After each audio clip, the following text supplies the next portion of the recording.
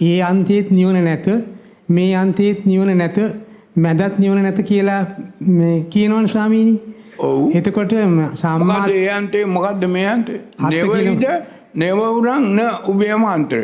මේ ඒ අන්තේ මේ අන්තේ නිවන නැහැ මේ අන්තේ නිවන නැහැ මේ අන්තේ කාමික අනියෝගය මේ අන්තේ අත්කිල මතානුරෝගය මේ මැද මේ කොහෙවත් නිවන නැහැ.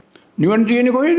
මත්වීමෙන් මිදී නිදහස් වුණා. මදෙන් රාග මද දේශ මද මෝහ මදෙන් මිදී නිදහස් වුණොත් ඒ අන්තවලින් මිදී නිදහස් වෙනවා. එහෙමයි ස්වාමීනි. එතකොට දැන් බුදුහාමුදුරුවෝ වචන 3ක් ත්‍රිපරිවර්තයක් ඉදිරිපත් කළා. මද, පමද, අප්පමද.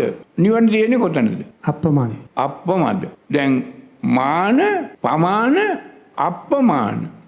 ඉච්ඡ, පටිච්ච, අප්පිච්ඡසායන් ධම්මෝ. එහෙමයි. පජානාති, නප්පජානාති, අප්පජානත්තෝ. අප්ප කියන්නේ නිවන. එහෙමයි. අල්පයක් දැන් අද අප කියන එක පරිවර්තනය කරන්නේ අල්පේච්ඡතාවය. ඒක තමයි වරද. අප කියන්නේ ශේෂයක්වත් ඉතුරු නොවන විදිහට මේ මද අවසන් කිරීම. පමද කියන්නේ මත ප්‍රභවය වෙනවා. අලුතෙන් උපදිනවාට කියනවා පමද. මද කියන්නේ ලෝභ දේශ මොහ. අපමද කියන්නේ අලුතෙන් ලෝභය දේශ මොහේ අනුසය හැටියට උපදිනවා. අප්පමද කියන්නේ මේ මත්වීමෙන් සදාට මිදී නිදහස් වෙන අනුස්සතිය වැඩුවොත් අප්පමද. අප්පමාදෝ අමත පදං. පමාදෝ මජ්ජුනා පදං. මාරේගේ උගලට අහු වෙනවා. හොඳයි ස්වාමීනි අවසරයි.